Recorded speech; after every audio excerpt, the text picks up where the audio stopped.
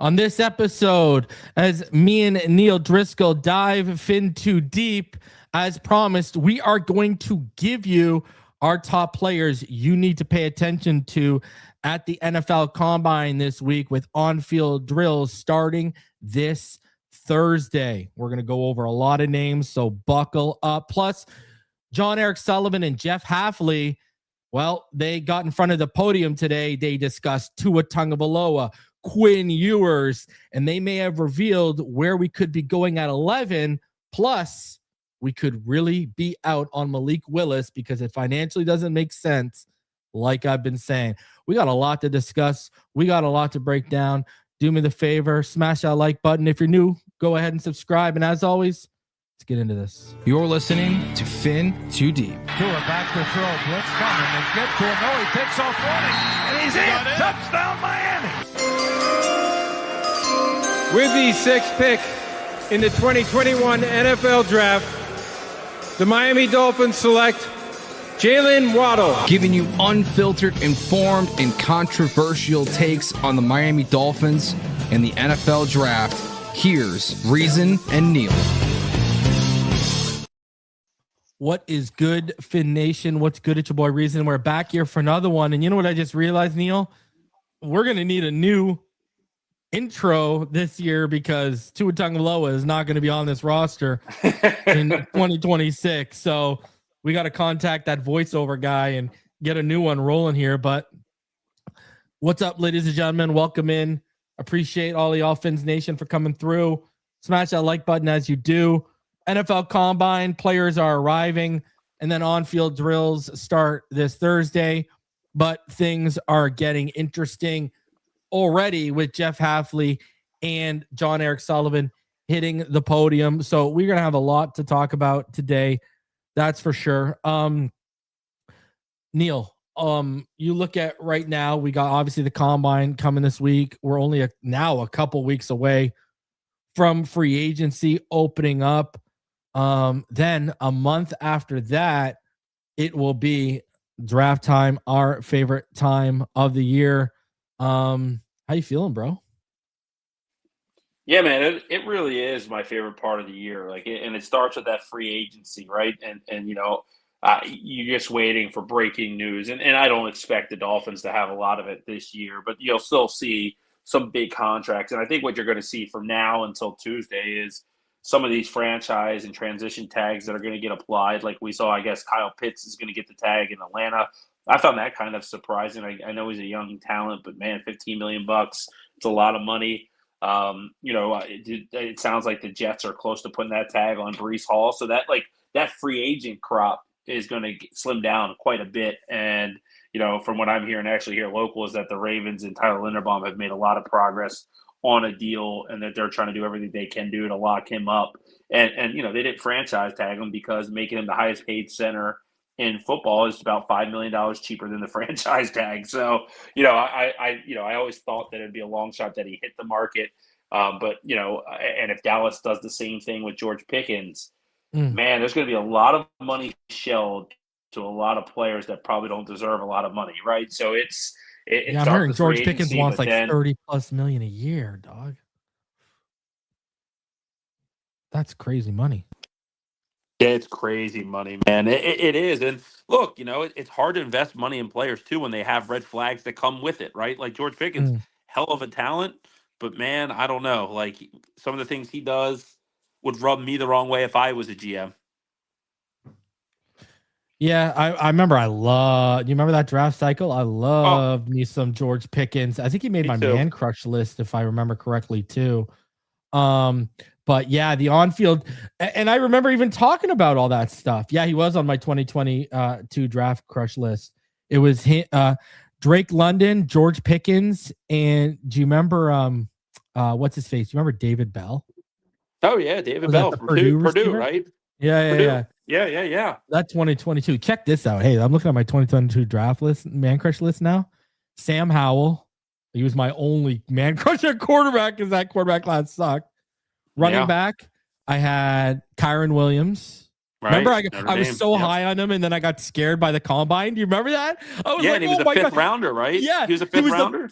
Yeah, he was the first player I ever, and only since then have ever dropped because of their combine performance. I remember I was so high on him. Who else did that? Rashad White was one man crush for me. Trey McBride was my tight end man crush. Wow, that's a really good one. Oh, yeah. You could argue he's the best tight end in football right now.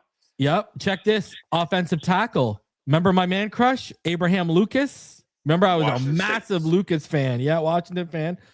OG was, remember the Texas A&M guard, Green? Oh, yeah, Kenyon Green. Yeah, he went to Houston, right? Early? Yeah, he was early.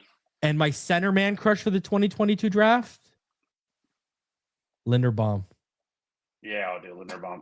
He just had that Iowa pedigree, and then there's some guys we'll be talking about that have that coming in this draft, right? Yeah, edge man crush for me, Boy Mafe. Linebacker was Chanel and Muma, and then at corner was Chanel's free agent, and then at cornerback was Tariq Woolen, another free agent, and Kyrie Elam, and then punter Matt Ariza. Safety was Stein. Remember Stein? Yeah. Remember Stein?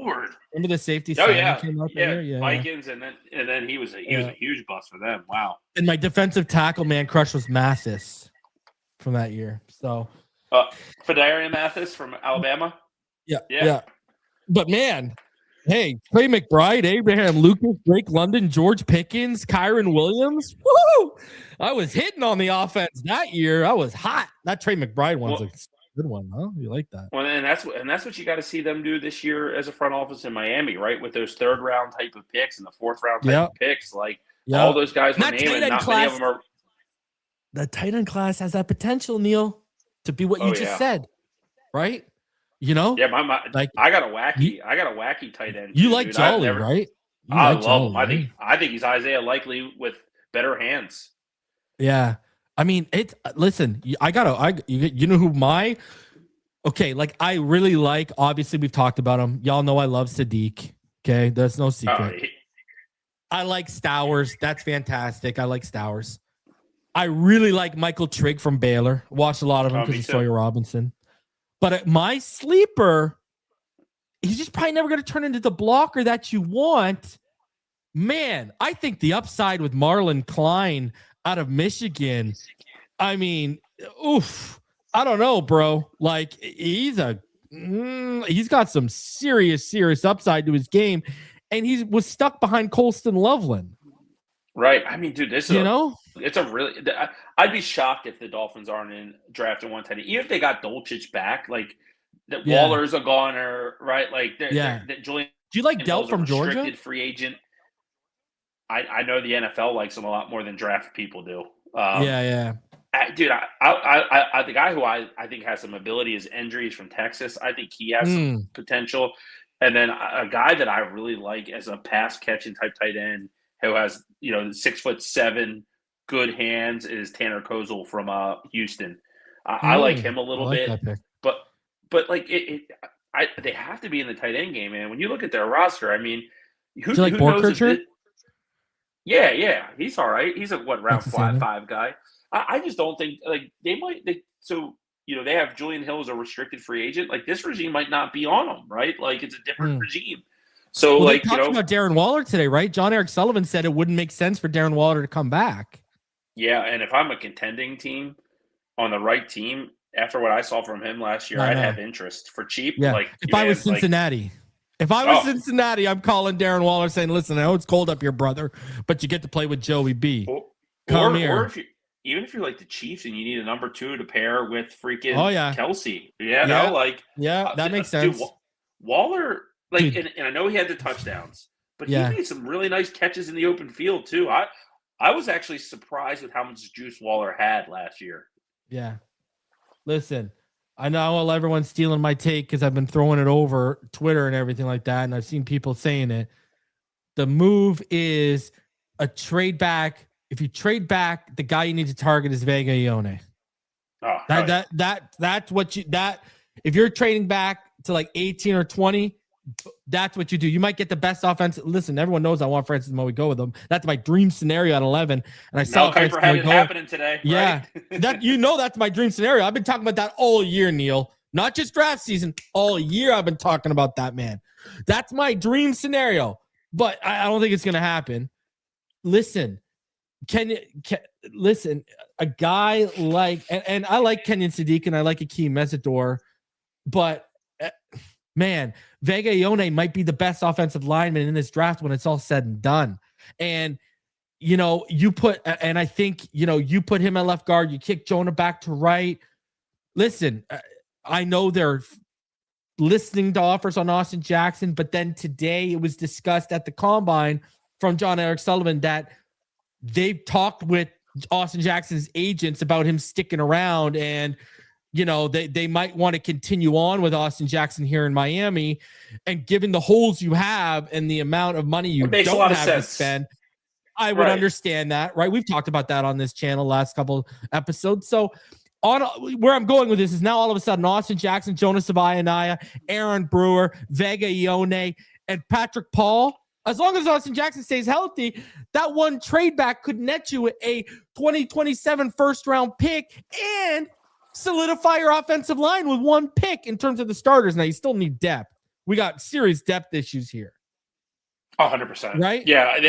They should be looking offensive line again in the middle rounds. Like, they need to come away, I think, with a bona fide starting type of offensive lineman and then a guy that you feel comfortable being a spot starter. And then this has to be the way they operate moving forward. Like, they need Keon Smith should not be playing meaningful snaps for your football team. You know what I mean? Like, and I'm with you, man. Like, I'll like the more and more the draft starts to surface, the more and more it feels like the Dolphins are a team that's looking to go back.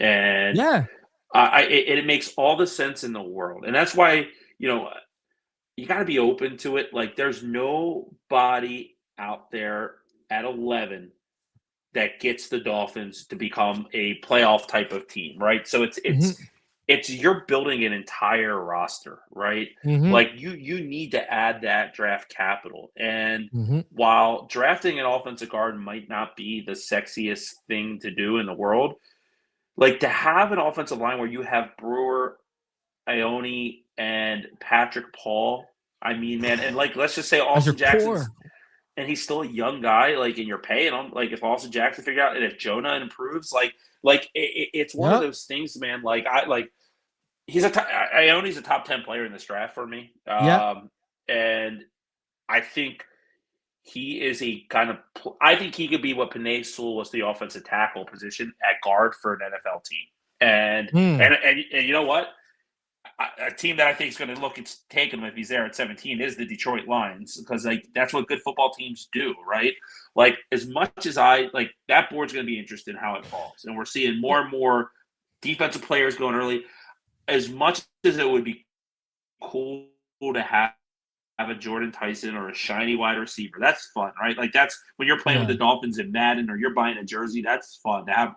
But like, this team needs to be meat and potatoes. And they did the defensive line last year, man. And I'm all about getting a second round pick or a first in 2027 and still getting Ioane as a top 10 player. Oh, the styles. What a win. And, you know, what a win. What a win that would be, bro. You know? Right. And then imagine if you could turn around at 149 and you could take a guy like, I don't know. I think he's going to test well. Spoiler alert, he's on my list. He's probably going to test well, very well this week. Right tackle, 149. What if you would take a guy like Emil Wagner from Notre Dame and you hit on him? And all of a sudden, like, okay, yeah, Austin Jackson can't stay healthy, but we got a guy who can really move in Emil Wagner. And all of a sudden, now we got a right tackle answer we hit on in the in the fifth round, sorry. And blah, blah, blah, blah, blah. Now, okay, Austin, we're okay with you leaving because we hit on a guy. We weren't able to do that under Greer, you know? Right. Yeah, and the other guy that I would be willing to trade back for in a scenario like that is, and I think it's a long shot, but a guy we talked a lot about the last couple of weeks is Jermod McCoy. If NFL teams are scared of his injuries and he's going to fall. He's testing, though, this week, isn't he? Dude, and that's where, like, you're going to say, it's funny. One of the things I like to do is monitor mock drafts. Like mock drafts is it's an exercise, right? And it shows you where people are thinking. And the guy who really has the golden touch is Daniel Jeremiah. Can I ask you this though? Do you fault me? I don't take mock drafts super seriously until after we see what teams do in free agency. Now, I get what you can say this year. Hey, we're not going to be big spenders and we got a lot of holes, and I would get that. But I really it's really hard, because what if they do something that surprises us? And we talked about it before we went live here. What if all of a sudden they draft a Quay Walker and you can check linebacker off the board? Now they're not going to doesn't make sense. You know what I mean? Like, right. And I think it actually starts here this week with the scouting combine, because what you see is the guys that are there start doing mock drafts based off what they're hearing, not what they think's going to happen. Right. So like, that's why, like, my favorite mock draft in the draft cycle is Daniel Jeremiah, because every year he does it based off of what he's hearing, and he puts players in positions where he's here. So like, he was the first guy that I saw have Emmanuel McNeil Warren as a top 15 pick. Right. But like what you start to see.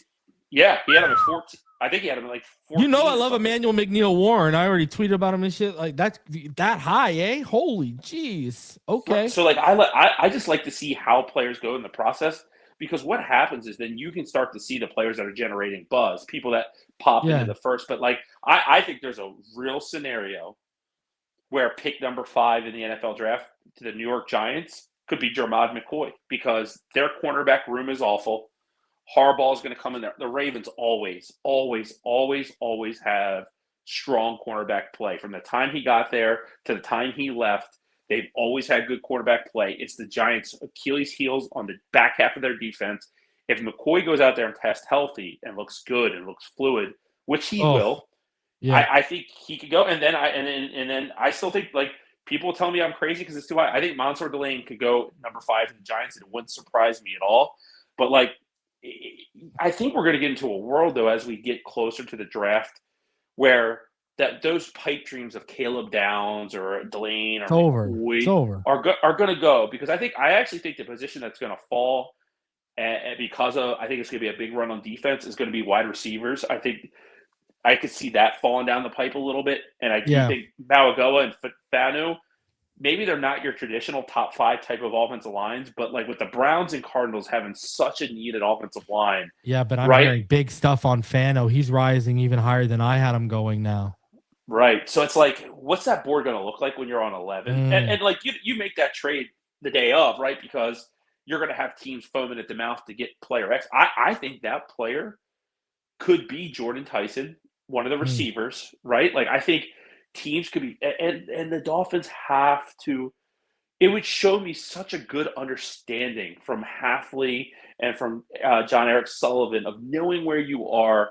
If you say, you know what, we're not a player away, let's go parlay this pick and go get another guy that we value very much so, and acquire even more draft capital. And man, if that's a 2027 second, like, that shows me they really understand what's going on, you know? I think Bain will be gone. I think Arvell after testing is going to be gone. I think Moigoa is going to be gone. I think Bailey is going to be a lot of teams' edge one after testing, because the measurements are going to be better than Ruben Bain. He's explosive as hell. So I think he'll be gone. Now, I've said my top 5. In that case, my top 5 would be number 1, Caleb Downs, number 2, Jermod McCoy, number 3, Sonny Styles, number 4, Jordan Tyson, number 5, Mansour Delane. My dream scenario would be Francis Moigoa, but I think he's going to be the first offensive tackle off the board. I would be very much in a favor of a trade back of taking Vega, Ioane, Kenyon Sadiq, and Spencer Fano. I tweeted this out like 2 weeks ago. Now, I don't even think you can count Spencer Fano in a trade back scenario. Now, my whole thing with this trade back scenario and what you're talking about, this is a huge development this week, is Ty Simpson is throwing and he's competing, while Mendoza, because he doesn't need to, he knows he's going number 1 overall, isn't. So what I'm hoping for is Ty Simpson is going to be one of the big risers this week, and then that's going to lead to a lot of curiosity about our pick to jump the Rams, because it continues. I don't know if you saw, Louis Riddick came out and said he knows people in the Rams building that are huge fans of Ty Simpson. So and this is something I've been talking about for quite a while, get a team to jump in front of them. So my whole thing is, if those guys are gone, like Caleb Downs would make me pause on a trade back. Jermod McCoy, if he tests really well this week, would make me pause on a trade back. Sonny Styles would make me pause on a trade back. Francis Moigoa, I would stay and make the pick. David Bailey, not going to happen. I would probably stay and make the pick. You know what I mean? Ruben Bain, I'd probably stay and make the pick. Definitely for Payne. I love Ruben Bain. But the problem is, those guys I just named, right? 3 of them on my top 5 that I'd take, and then the guys I think are going to be gone. I think they're all going to be gone. So Jordan Tyson, this week's gonna be so big for him because of the medicals. Like, it's huge. Oh my God. And Mansour Delane, I like Delane. I don't like him as much as you do, but Delane wouldn't stop me from acquiring. Like, I think there's a good chance Vega Ioane in the long run is gonna be a better player than Mansour Delane relative to their positions.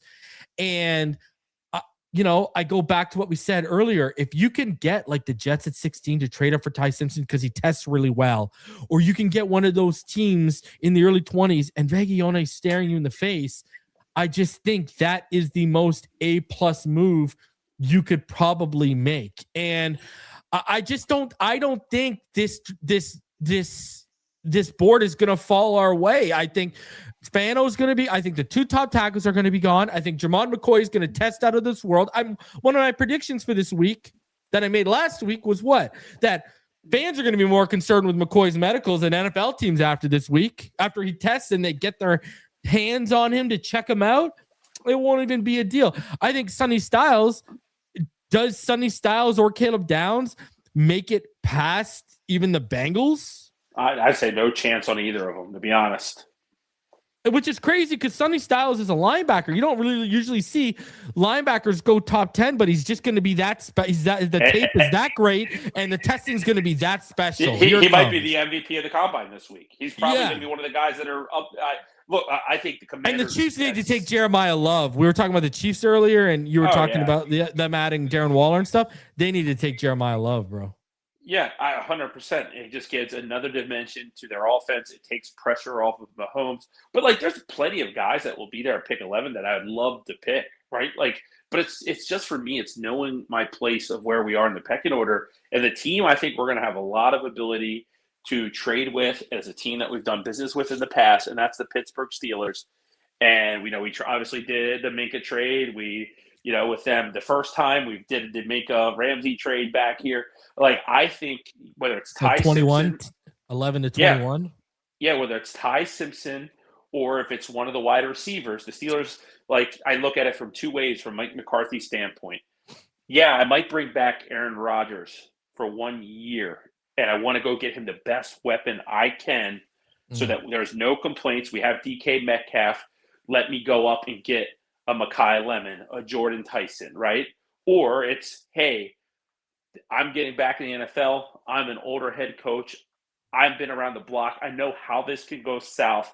I'm not going to bet on Aaron Rodgers' health. But if he is healthy, that's the best scenario. And I got Ty Simpson grooming behind him for 1 year, right? And if Aaron goes down, because I'm starting to feel like Ty Simpson could be this year's Bo Nix, to be honest.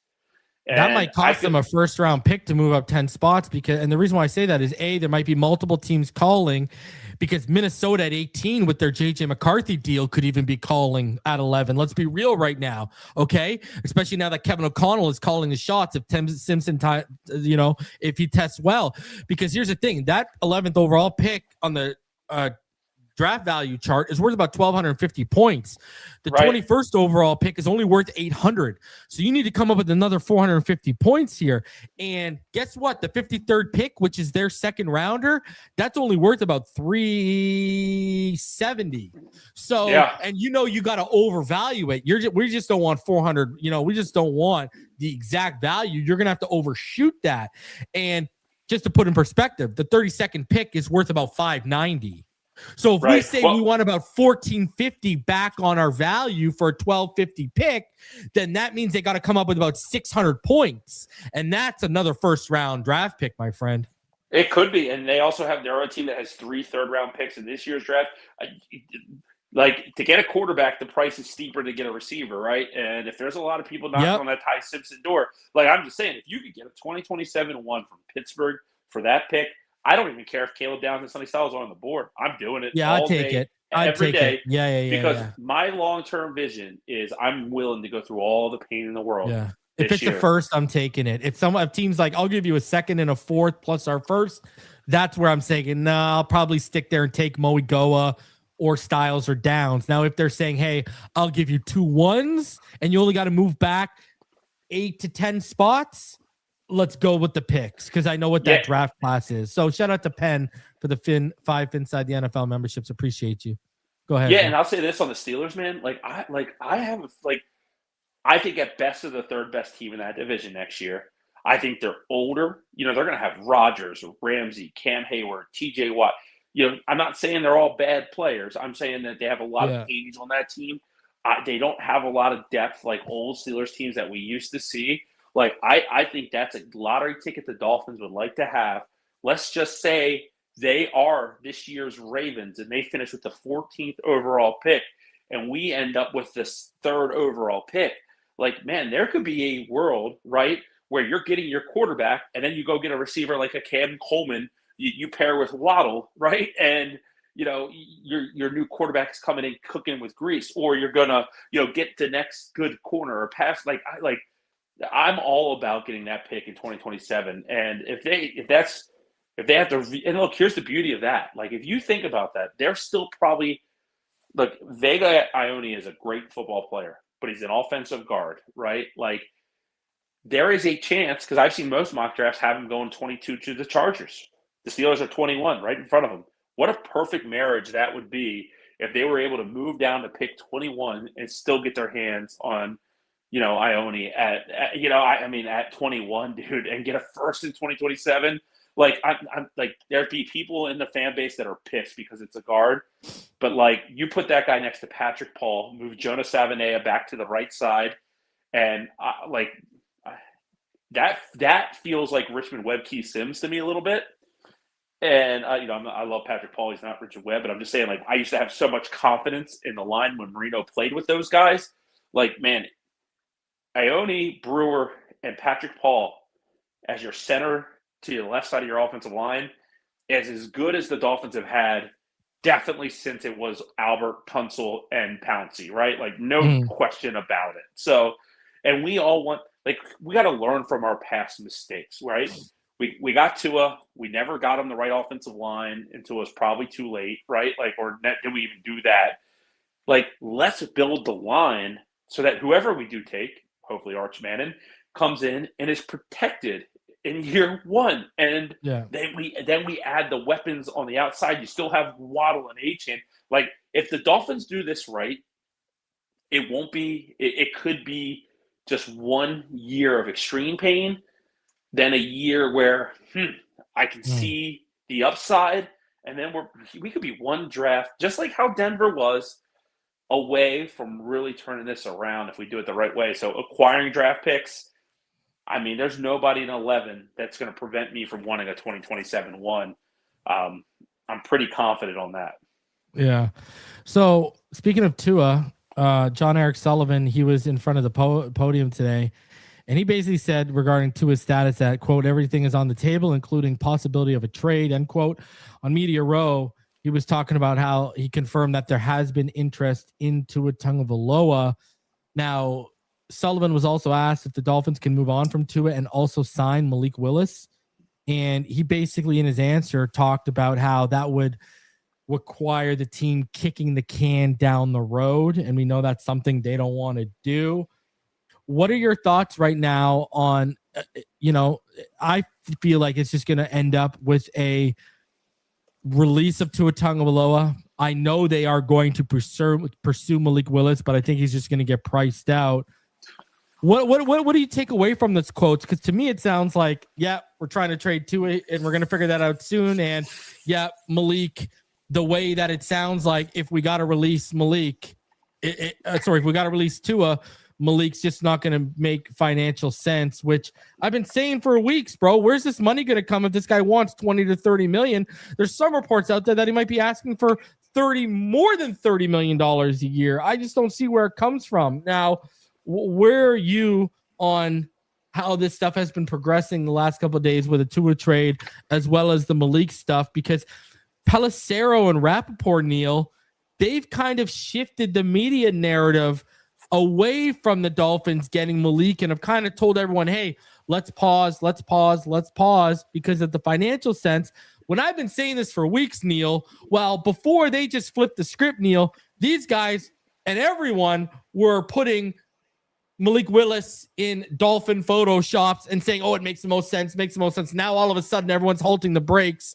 And now we hear Jon-Eric Sullivan himself halting his brakes. And when he talked about Malik Willis at the podium, it sounded, he's talking about how happy he was for him, how he deserves what he's going to get, all that kind of stuff. But it kind of, even then, when he's talking about him on the podium, sounded like it's going to be too expensive. Right. Look, every button they've pushed between Hafley and Jon-Eric Sullivan since they've come in, I think they've pushed the right button. If they push the Malik Willis button, everything that I think is on track goes away. And it's one of those things that this is a clear rebuild year. And what happens in the past is we do too much at the quarterback position to get where we really need to get, which is probably to have that top 5 type of draft pick. But we don't do enough to get this team over the hump. And I think of Matt Moore, and I think of Ryan Fitzpatrick. And those guys just were too good at the position and won too many football games. And that's how you get, Tannehill instead of Andrew Luck. Again, I wanted Tua over Burrow. So but you get Tua over Burrow, right? It's one of those things that man, let Quinn Ewers go out and rip it. And man, maybe he surprises it as the next Brock Purdy, or maybe he just shows competency to be a good backup quarterback in the NFL. Either of those scenarios are a win-win. The loss scenario is for this team to win 7 or 8 football games again, right? That is the loss to me. And I'll be honest, I like Malik Willis, and he'd be on my top 5 list of free agents right now. But man, in a bad market, if you just have a couple good games, man, there is such a desperation for the quarterback position that you get overhyped. And I think Malik Willis, who's a very good football player, who has a lot of intriguing traits, I think he's in that process right now where he is so overhyped. $35 million for Malik Willis. Ridiculous. If the Dolphins did that, I'd probably already be out on this regime. I'll be honest. I would probably be out on this regime if they did that. Because if you got rid of, and they had to get rid of those veterans anyway. But the whole goal of this year, man, is, and I know fans don't want to hear this, life's short, yada, yada, I've been patient, no playoffs 25.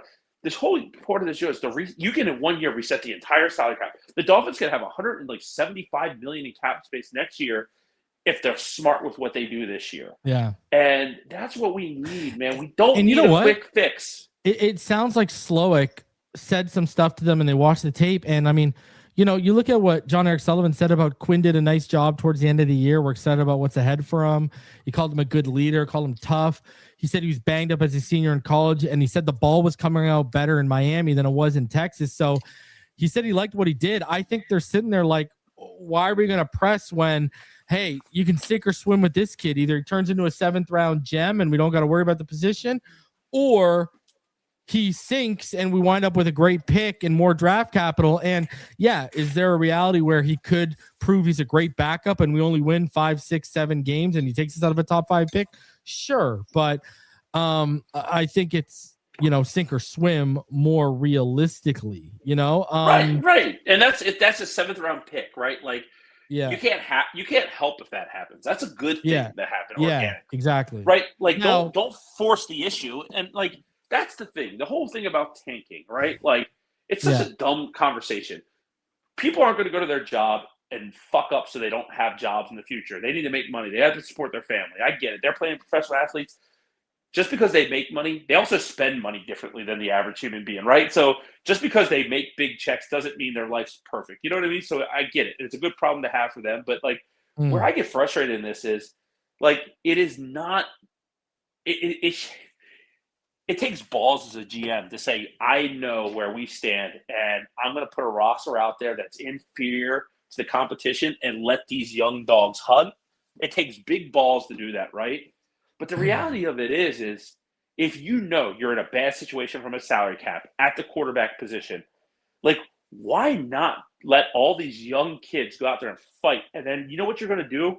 When you start adding the first-round picks and then you have $175 million of cap space, that back half of your roster that are all these young kids, like you're going to have depth. You're going to have players that know how to play and fight. And that's where, like, Malik Willis, and I know you're on the same page as me, that is the button I do not want to push. Well, look what he also said. Look what he also said today. He said, quote, "We're not going to be big shoppers in free agency, but we will have an opportunity to add a role player right or two who will help us out." Romeo Dobbs? That's what I saw, because he also said, you're speaking of Romeo Dobbs, right? Check what he also said. He spoke highly of Waddle and Malik Washington, but he said there's a conscious effort to get bigger at wide receiver. And before we went live, you were talking about Quay Walker, and I said to you, what if they spend the money on Romeo Dobbs, bro? Right. I think like people like to shop where they're familiar, right? And what did they say today? They need bigger receivers, right? There comes Romeo Dobbs, another guy. Like, as long as he isn't like overpriced, right? Well, look, and Quay Walker, right? Yeah, he's going to get a big contract. Yeah, but like how you structure the contract's what matters. If you give him a big signing bonus and his cap hit's only $3 million this year, and you get a young linebacker who's going to be paired with Jordan Brooks and wore the green dot in Green Bay, and you solidify the linebacker position, and then you can go save about $2.6 million when you release Terrell Dotson to counter that move. Like, right? Like, so you for a $400,000 surplus, you might add a way better player in Quay Walker than Terrell Dotson. And like, I agree. Like, so it's all about the structure of the deal. So I think the Dolphins are going to add a couple free agents. Like, I think they will. But that tier, mid-tier guys, they're not going to like. And who do people want like at the top? Well, like, look what Penn said. Look what Penn said. This is exactly where I stand on the Malik stuff. Remember, I got animated before we went live when we were talking about Malik Willis. Me and Neil were talking about him. And this is basically what I said, Penn. I literally said what you're saying. I said, if you're going to hand out a $30+ million contract to Malik Willis, you better be able to find a whole bunch more money. You better hit on all your draft picks and get some starters out of it, because you got a lot of holes. And if you're spending $30+ million or $20+ million on a quarterback, that's telling us you believe you just need to add to that position. And by spending that money, you think you can make a playoff push. Spending $20-30+ million on a quarterback when you have a whole bunch of holes, and we all know 2026 is a write-off, makes zero sense. And like I literally said to Neil what you said, Penn, it would be different if we were a quarterback away, but we are far from that. This is what bad teams do. This is what we would have done under the Greer regime, because they would have been scraping and clawing to prove they keep deserving their job. So they would, even with all these holes, they would have wanted to spend out ridiculous money on this. So it just doesn't make any sense to me. And I've been telling you guys for weeks, it didn't make sense to me. And now you've got Jon-Eric Sullivan basically telling reporters, we're not going to be big shoppers in free agency. That basically tells you all you need to know. Now, another thing they revealed today, Neil, though, Jeff Hafley, I don't know if you saw what he said, but he said the edge rusher position, we need to fill that room up when discussing big needs for this Dolphins team. We've seen them mocked Keldrick Falk. Are they just going to stay at 11 and take Keldrick Falk? Or could this be a team where, I don't think I would love Messador at 43, but it's just not going to happen. All right, let's try and be real with ourselves. That's just not going to happen. I don't think he's going to make it that far down to us. But I don't either. Could this be a team where if a guy like, I don't know, Zion Young or someone like that, I don't know who else, maybe an R. Mason Thomas or Gabe Yakis, maybe Derek Moore, who had a really good Senior Bowl, but I think he's a little limited, or maybe Romello Height, who's overlooked by David Bailey. Could this be a position they address at 43 instead of 11, given how you both believe David Bailey and Ruben Bain are going to be gone? Yeah, and I've had people tell me that I'm crazy when I had edge as one of our biggest needs, and I think edge, cornerback, I would argue wide those are two big needs. Line. Yeah, but like you look and at the edge group. Yeah. So, like, if we took Keldrick Falk, man, at 11, man, I got to trust the process, but I would not love that by any means. I'll tell you, like you said, Gabe Yakas, that's a guy that I'm probably higher on than the most. I have him in my top 50 players, uber productive out of Illinois. Another guy that I don't know if he'll be there because he's starting to get some steam, but I like TJ Parker a lot out of Clemson. He's a bigger edge. I don't think he gets there. Yeah, I don't think he does either. He doesn't get out of the 20s, I think. Zion Young, man, is I think a dream scenario at pick 43. I love him. He's another guy, violent hands, plays well. But if we get down, let's say to round 3, and we don't, I'm going to give you three. I'll give you 4 names of guys that I like. First is a guy that had a pretty bad year this year, but everyone on his team did. That's Dennis Sutton from Penn State. Yeah, he's going to test very well. I like him. I really like the length of Malachi Lawrence out of Central Florida. He was on a loaded defensive line, but Caden Curry has that motor that I really like from a young pass rusher. And then the guy that I think could really be a guy that the Dolphins like a lot is Joshua Joseph out of Tennessee. His profile is very reminiscent of the type of edge rushers the Packers draft. So he's a guy that I could – and then I'll throw one more name out there. LT Overton from Alabama is he reminds me it was actually a guy that played for the Packers for a long time, Preston Smith. I don't know if you remember him, Mississippi State guy. I like those are guys, and like see that's where like man I'll tell you man, I'd love to add second rounders, but I'm not going to hate on this team if they add thirds, because I think there's a scenario, man, where you might need to leave the draft with 2 corners and 2 edge rushers, and it's probably not really feasible that you're going to do that with all the needs you have. But like, I mean, if you have edge rusher on your board as one of your top needs, and you need to get more physical there, because here's the one thing we don't know, man, is Chop Robinson a fit for what they want to do long term? Like, he's going to get a chance this year, right? He's on a rookie deal, but or is he just more of a guy in the situation, or is he a guy that might get some snaps in the middle, man? Right? Like, he played middle at Maryland, right? So. Is he a guy that they could move around? Like, I think edge rusher is a huge need. And I think the best scenario for them, actually, like a fun draft that I like is like Mansour Delaney at 11 and Zion Young in round 2. If they could make that happen, but it just seems like some of those pass rushers that we mentioned are starting to get a lot more momentum. Like, I've seen Zion Young mock to the Patriots a lot. Messidor, I've seen him go as high to the Panthers as 19. TJ Parker's getting a lot of love. I've heard the Cowboys specifically are really big fans of TJ Parker. They pick. I think they have 2 because they have Green Bay's first. So I think they have 12 and 20, right? Like, so, but but like the thing about for the Dolphins is there's no chance, I don't think, where Bailey Reese or Ruben Bain fall to them. But man, if they had a chance to get Ruben Bain, he is the guy that I would love. And I tell people a lot, he reminds me of Terrell Suggs with a little bit shorter arms. The way he plays, and Terrell Suggs in Baltimore he was a player of the year here in Baltimore. I mean, he was an absolute beast. I think Ruben Bain is that type of player, and I hope the Jets outsmart themselves and take Arvell Reese or something at number 2. Not to say they're bad players, but I think Ruben Bain's going to be the guy from this draft that pays the biggest dividends early on in his career. I'm a big Bain. The way he plays the game, awesome. The violence. I'm a big Ruben Bain fan, man. Awesome. I wish I'm a Messidor fan too. So I mean, let's post that bong hit. Let Laramie Tunsil that mask on Ruben Bain, right? So a couple other interesting things. Number 1. Jon-Eric Sullivan also confirmed that they are listening to offers on Minkah Fitzpatrick, saying everything is on the table. This is after Drew Rosenhaus came out and said, he hasn't requested a trade or anything. But I thought what was more interesting, Neil, was Jon-Eric Sullivan.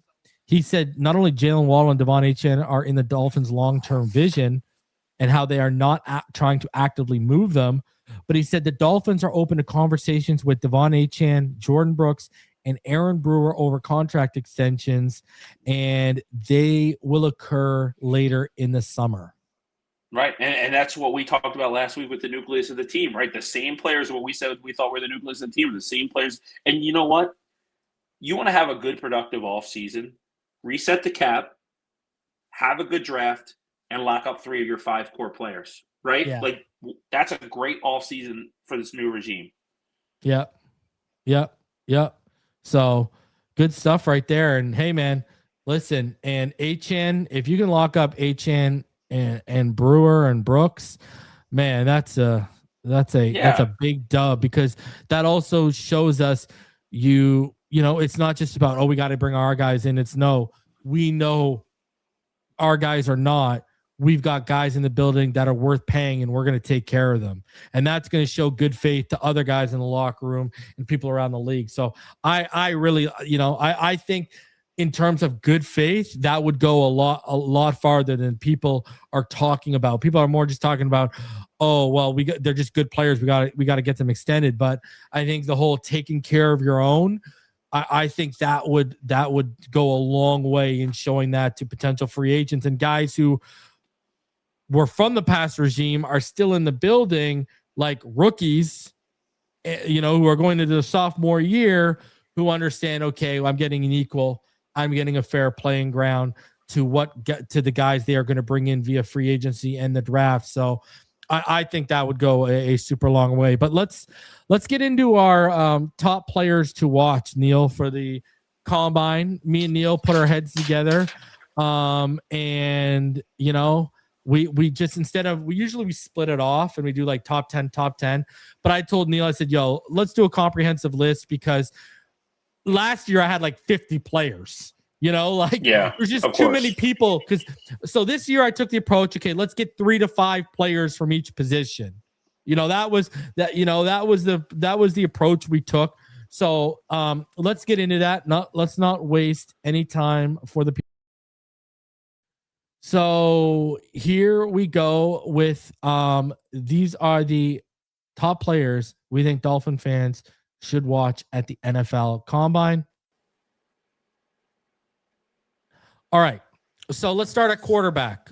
All right, we have Ty Simpson, Taylon Green, and Cole Payton. Now, Ty Simpson, to me, Neal, this is more so of we got to pay attention to how he tests, because that could make our pick more valuable, going back to what we were talking about earlier. Not so much about us taking him, but turning that 11th pick into value, whereas Taylon Green and Cole Payton are more guys like, okay, these are options outside of day one. You know, we've talked ad nauseum about how Taylon Green specifically fits what Green Bay has drafted in the past in developmental quarterbacks, et cetera, et cetera. So I think this is more so, let's watch them. They're probably going to be some of the best testers at the position. Right. And look, the best thing that can happen to the Miami Dolphins at the NFL Scouting Combine is 2 things. Finding a trade partner for Tua so they can get some of that contract repeat. And the second best is that Ty Simpson's the toast of the town. Because if there is a world where, let's just say, a team like the Jets fall in love with him going number 2 overall could change everything, right? And like that, or even if it's not the Jets, maybe it's the Cleveland Browns that aren't married to Shedeur Sanders, right? Maybe it's a team like you mentioned, the Vikings or the Steelers, or even the Rams moving up, right? The Rams with the extra first, the Steelers with, you know, the 3/3. Like, if teams want to move up for Ty Simpson, that puts the Dolphins in a position to either trade back, like we discussed, or have a high caliber, more than likely defensive player fall right into their lap. And that, to me, is the best case scenario for the Dolphins. And then, you know, we talked about him last week. Taylon Green is a guy that if you in round 3 get your hands on, he's uber traitsy. Like, he's got a cannon. He's unbelievable. He's an athletic marvel. He just needs to get it on between the ears a little bit better. And then we've seen all the hype with Cole Payton, man. Like, there's teams saying that he could go top 45 now. I've heard, like, wow. Like, and again, that's another thing for me that could be as good as it can be for the Dolphins. We just talked about how we want one of those good pass rushers to fall. You know how that happens? Teams take quarterbacks in front of them, push them down the draft board. So, Neal, what if the Cardinals do take Ty Simpson because they fall in love with him during the process? That could be good. And they're another, like, they're the team that I think is actually going to make the big run at Malik Willis too. And so do I. So why I like that, man, is because I'm thinking a year ahead. Who's going to be our biggest competition to get the top quarterback in next year's draft? For me, it's the Cardinals and the Jets. Let one of these teams marry themselves to Ty Simpson. Let the other And one go Malik. pay Malik Willis. Yeah, let's go, baby. Let's go, baby. Let's go. Yeah. March. I agree. I want a clear path for the March for Arch. I don't need people in my way. Yeah. Okay, so at running back, I put Jadarian Price. I think he was stuck behind Jeremiah Love, and a lot of people, he's going to fall under their radar this weekend. I think Damon Claiborne, running back out of Wake Forest, probably will be one of the best testers this week, Neal. And then Mike Washington Jr., running back from Arkansas. I think he's going to come onto a lot of players' radars this week as well. Where are you looking at with the running back room at the Combine? It's not really a need, so I'm not really stressing, Well, and I think we have, obviously we have Achane, and I think Jalen Wright and Ollie Gordon give you two young players behind them to be excited about. But, I'll say I think Jadarian Price is every bit going to be in the running to be the second running back taken. The Texans have 2 second-round picks. He's explosive. Like, somebody's going to definitely take a chance on him. Damon Claiborne is actually my RB7. I'm a big fan of him, man. I think he has future NFL starter potential. He's going to show extremely well this week. Mike Washington Jr. is probably one of the biggest sleepers in this entire draft, dude. Agreed. I love him. He's a guy that you take in round 5, and like 3 years later, he's going in the second round in your fantasy football draft, right? Like he's a really fun prospect. I like him a lot. He's a guy that if he did fall down the board, I'd be interested in doing. It might.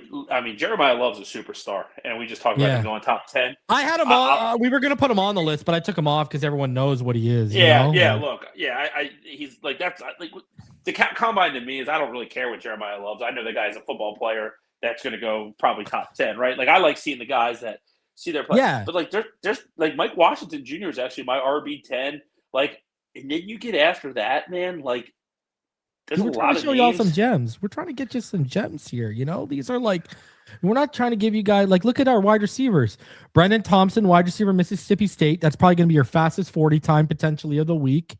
Right. Chris Brazell. I'm super high on him, brother. Especially if he tests well. The size. And I know a lot of people have the whole Tennessee wide receiver PTSD with him, Neal.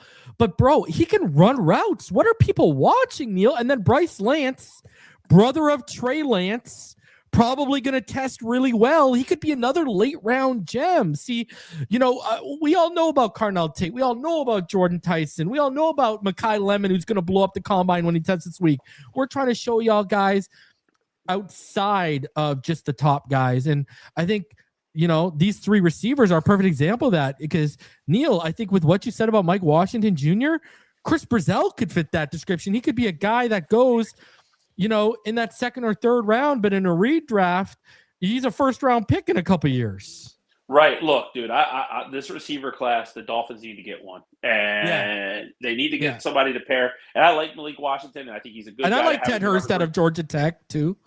Well, what did they say today? They want to get bigger sized receivers, right? Yep. Well, Chris Brazell's 6'5", right? Thank you. You know what it reminds me a lot of? A guy actually the Packers drafted, Christian Watson, right? He reminds me of a Christian Watson. There's Jacoby Lane, who's a 6'4" guy. Malachi Fields is 6'4", 5". The other guy, Ted Hurst and Bryce Lance, 2 guys you just mentioned, both are 6'3" type of guys. I just have Brendan. We have Brendan Thompson on here, ladies and gentlemen, because he's going to run the fastest 40. That's why he's here. And look, he's probably going to go late down day 2 because that speed is going to be just like breathtaking, and someone's going to take a chance on that. When he's not the football player is when he runs with the ball, he looks like Tyreek Hill. Like he's not that player, but he looks like that player when he has the ball in his hand. Getting the ball in his hands, for you said Chris Brazell, and it's funny, man. Like I look at a lot of these mocks and I see them. Omar Cooper is a receiver I see going really high, and I like Omar Cooper. Elijah Surratt, I like him. Yeah, Omar Cooper's rising, Neal? Holy jeez. And I like him, but I would take Chris Brazell over him.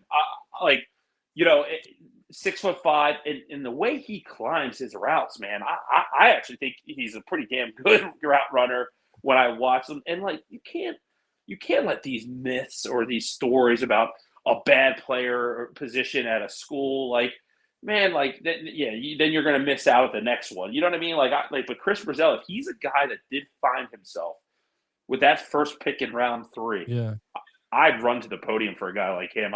I don't think Malachi Fields is going to test well 315, like not compared to some of the guys we got listed here. So Malachi Fields. He's not a stretcher, football player. Right? Yeah, but I've seen a mock draft that had him going 32 to Seattle, and I was just like, whoa, that's high. Round 3, I'd be all about Malachi Fields. Yeah, sure, I'm down. There's nobody in round 2 really as a receiver that's probably going to move the needle for me that I would want. Now, I get it. Like, if Jordan Tyson's staring you in the face at 11, I get the urge to take him. I think he could be unbelievable. I just think that we have too many needs for that. But these names, these guys in round 3 and round 4, man, we should be interested. And that's a position and we've been saying this for years. We had such a redundancy of speed at our position, but we've lacked size. It's great to hear our new regime come in and say what we've been pounding the damn table for 3 years.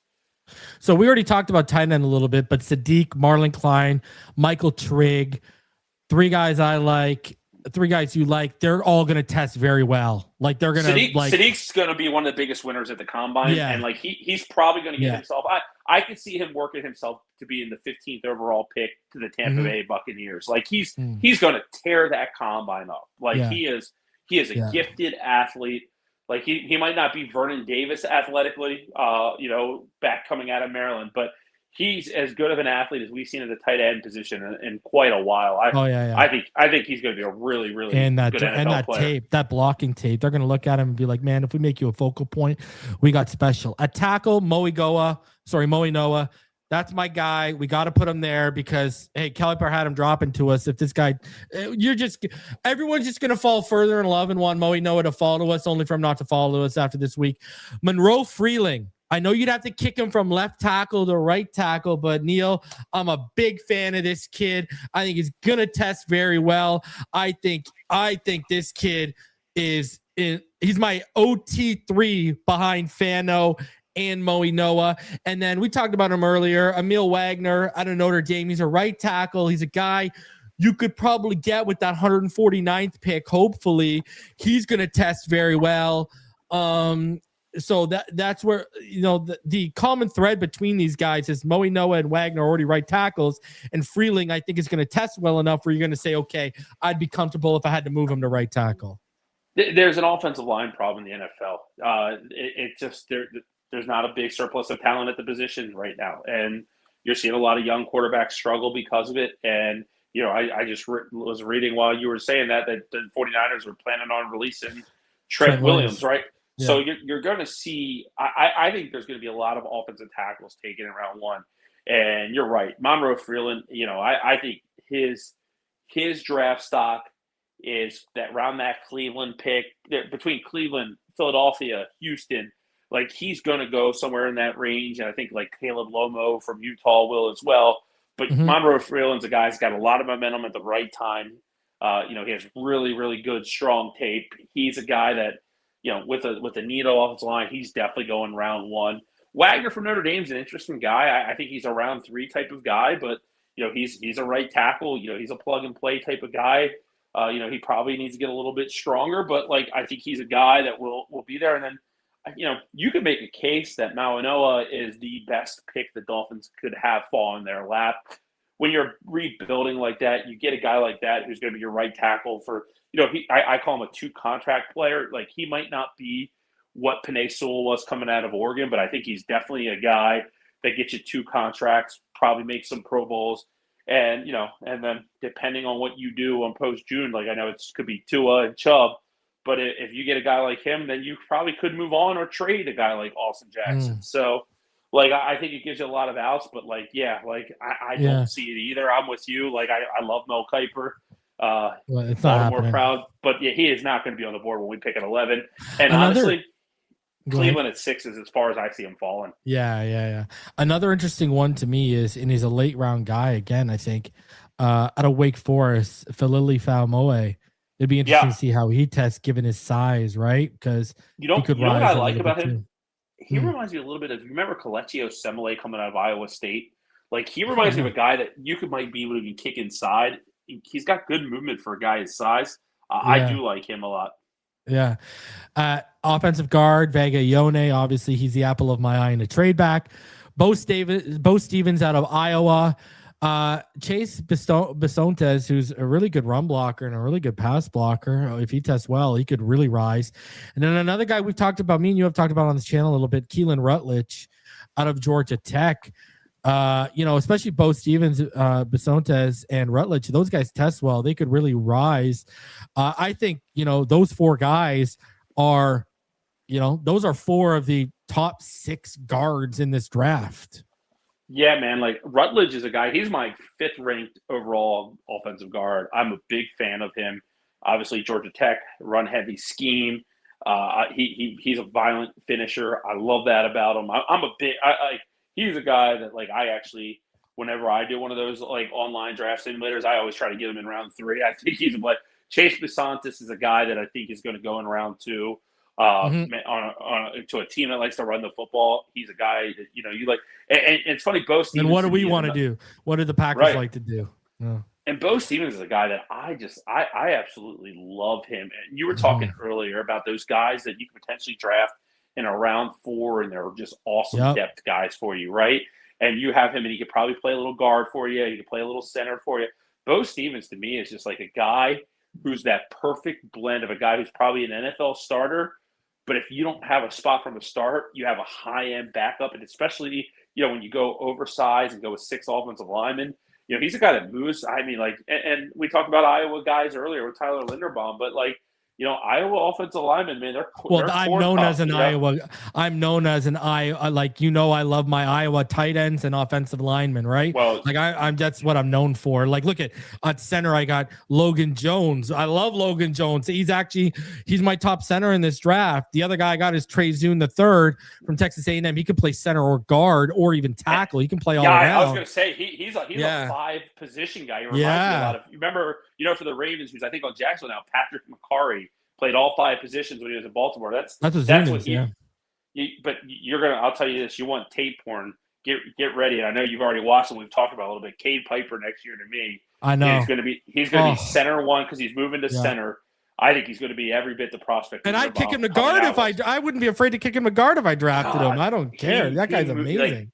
I'm a big that Iowa offensive line. They won the award. They won the award this year for the best offensive line in college football, right? Yeah, Logan Jones is going to go higher than people think. He's a guy that I think you put in early. He's a young player, plug and play. I think he could be a day 1 starter for the right football team.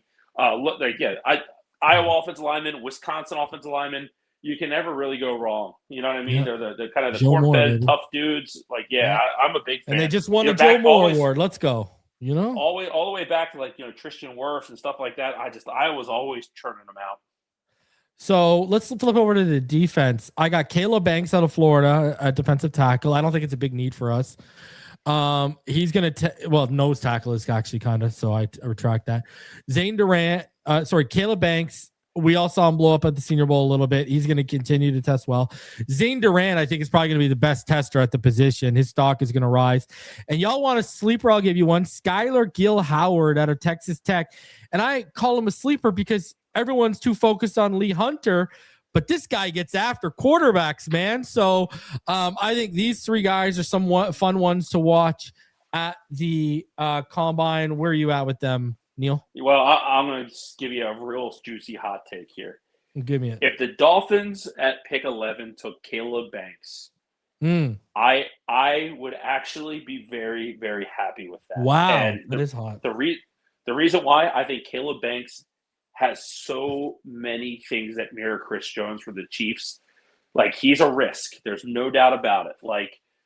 Man, if you get him and he pans out, Caleb Banks is a disruptor. He's an ass kicker. And they seem pretty committed to Zach Sealer this year based off of what Drew Rosenhaus said on that podcast or the show that he does. So I don't think it's a play, but Caleb Banks is one of my favorite defenders in this entire draft. I like him better than I like Peter Woods out of Clemson. Ooh, I like that. I like that take. What's funny is I actually like him and Katie McDonald both better than I like Peter Woods. And I like Peter Woods.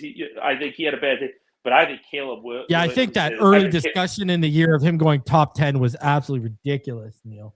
Oh, dude, I Peter Woods have him going number 2 overall, but I think Caleb Banks is the ultimate guy that, you look at an NFL top 100 list in 2029 is like the guy who could be like the 10th best player in football. Like, I think he has that level of upside. Yeah. And like the last thing we need to do is draft another defensive tackle, but he's the name that would not upset me. Yeah. And then at edge, we talked about them in depth a lot earlier. David Bailey, I think he's on here because you're all going to see him test and be like, okay, I can see why Reason is saying everyone's going to have him as their edge one after. Malachi Lawrence, who, we talked about, Neal talked in depth about the length. If he tests well, which I think he's going to go with that length, he's going to rise. Dennis Sutton, I've talked about him since his Senior Bowl. I'm a big fan of him. So when Neal came out and had his conductor hat because he's on the train, I'm a fan of that. Gabe Yakis, we talked about him. I think he's going to test very well. R. Mason Thomas, I think not enough people are talking about R. Mason Thomas. He's a disruptor, man. And Zion Young, dude, I agree with you. At 43, Zion Young is on my short list of home run guys I think you could make at 43. Our Mason Thomas is going to be the guy that's going to really help himself at the combine. He is so twitchy and athletic, dude. He fucking is explosive. Like, he's awesome. The one thing I'm going to say, because we're on the tangent, we're naming a lot of Penn State guys. Like, I'm telling you, and I feel about the Nick Singleton. I think Nick Singleton's a top 3 running back in this draft. I think Drew Allard's still a decent prospect that I would like. If the Dolphins took him in round 3, I'd be more than okay with it. Like, there's an offensive tackle, Drew Shelton, that I like. Danny Sutton, like, a lot of these guys underperformed, and what had happened was obviously they came into the season with a lot of hype, right? Like, I've talked about this. My wife went there. I watched Penn State religiously here. Like, they fired Franklin, the wheels fell off, and it went to crap pretty quickly there. But there are some very talented. These kids were a top 3 team ranked in football heading into this season, right? One person's trash is going to be another's treasure, because these Penn State guys that are getting undervalued, if they go to the right scenario, NFL teams are going to be getting players that are better pro players than they were collegiate. Under James Franklin, development, you didn't see a lot of it. They had a very talented teams, but he is not a great developer of talent. And like Danny Sutton, he was a mocked in first rounds the year before, right? Drew Aller was mocked in top. I ain't taking Aller in the 3rd, though. I'll take Aller in the 5th. What scares me about Aller, and I've talked about this ad nauseum. He looks like he's a loser, bro. And I don't mean like he's a personal loser. I mean, in big moments, he's a loser. You know what I mean? Like, he doesn't rise to the occasion in big moments. He makes boneheaded mistakes and errors in big moments. And we just went through that with one of the best college quarterbacks that ever played at the college level. At the NFL level, he just wasn't consistent enough in big moments. I feel like Aller, with all the physical traits he has, it's going to be a rehash of the mental processing isn't there. The mental winner isn't there. The big moment player we need isn't there. And that's just going to be a recipe for mediocrity all over again. That's my biggest issue with him. Like, if we were just talking straight traits, okay, I agree with you, 3rd or 4th round. But when we're talking about, like, when you dive into the film and you see the lack of processing, doesn't read the field very consistently very well. There'll be times where he drops a bucket throw in the end zone. You're like, okay, that's a nice throw. But consistency from winning to big moments to processing to reading a defense is just nowhere near where it needs to be for me. So I am just, like, you definitely can't argue the big moments. I mean, they underperformed. Well, the problem is the reason why I'm down to spend a top 100 pick on Taylon Green if we have to is because we only pick at 111 and 149. So, like, good luck to us actually having him land us there if he blows the combine out of the water. And at least you're trying to bet on like an alien that you can develop a little bit. Aller isn't an alien, right? Like, so I don't know. I think and he played in the SEC. Taylon played in the SEC, so I think Drew Aller is going to go higher. And the reason I think that, I think the team that's going to draft him is the Cleveland Browns. And depending on who you believe, I heard they were dead set on taking him number 2 overall. And obviously he didn't declare that year. Like, I have a feeling if you had that kind of conviction, now look, it's a different coach. There's a lot different. Yeah. But like, if you had that kind of conviction for a player and you're in that front office, I'd have a hard time thinking they would pass on him. But maybe they would. But no, you can't argue that the lack of success in winning. You want a sleeper quarterback that I just watched this past week, and he's actually probably going to make my top 10? Luke Outlier. Derek Robertson from Monmouth. Okay, I've not watched him. Yeah, go watch him. And he got a lot of traits that I think they would like in terms of what they look for in quarterbacks, but there's a sleeper. Anyways, so at linebacker, Arvell Reese, he's going to blow up the testing. That's going to be special. Sonny Styles, he's going to blow up the testing. That's going to be special. Jack Kelly from BYU, I think, is going to really rise with his testing, as is Jake Galde from Cincinnati. I think those are two guys that not a lot of people are talking about. Everyone's talking about Jacob Rodriguez, Anthony Hill Jr., CJ Allen, Sonny Styles. Everyone's talking about those guys. None of people are talking about Jack Kelly and Jake Galde. Those are some mid-round guys that I think could really rise with great testing. What do you think? Yeah, Galde for sure. I think Galde is a guy that's going to lock himself in that second round. Sonny Styles is my third overall player in this draft. I absolutely love him. I'd be ecstatic if Miami took him at 11. I think it'd be a home run. A name that you don't have that I actually like a lot is Josiah Trotter from Missouri. I think he's a guy that can really climb up there. Linebacker? Jack Kelly, a BYU player. I think he's a guy that's definitely got some range. I actually will tell you, I like the linebacker group a little bit as we go through some of these names. Like other guys like Eric Gentry from USC. He's the guy that I like. From USC, he's going to test very, very well. I wanted to put either him or Aiden Fisher on this list because I think Aiden Fisher is going to test probably really well. And another one I'll give you is Harold Perkins Jr. almost made this list. Yeah. And teams so love Perkins. Yeah, I know, but I think he's going to go high. Yeah, Taurine York from Texas A&M is probably going to test really well, and I think we already knew Kyle Lewis is from Pitt's going to test well, right? Kyle Lewis is going to test amazing. I like Kyle Lewis. Like, it's sometimes like just because there's more than athleticism. I like some of the things Kyle Lewis does, but I think he's kind of raw. I'll be honest, but I do think he's from an athletic standpoint he's explosive. But Eric Gentry from USC, he reminds me a little bit of I think. He was a former Super Bowl MVP. KJ Wright, the outside linebacker from Seattle. Like, I see a lot of him in his game, man. But, that linebacker group, maybe it's not as, high end as you would like. But, man, that's a fun group. It is. At corner, Jermod McCoy, we've already gone over this. I mean, he could become someone you want at 11 if he tests well and clears the medicals. And you're hoping I already do want him at 11. Well, I'd take him in a second. Yep. He's my number 2 behind Caleb Downs right now. You know what I mean? So another one here who I think is probably going to test very well. I think he might even challenge. For the top 40 with Brennan Thompson. And not enough people are talking about him is Dalen Everett out of Georgia. Super fast, super quick. I think he's going to test really. He's really going to test well. So I'm expecting that. Another one, Brandon Sissy out of South Carolina, and I think D'Angelo Pons. Pons. In the last couple of weeks is really going to test well out of Indiana, and he's going to do some really good stuff for his draft stock.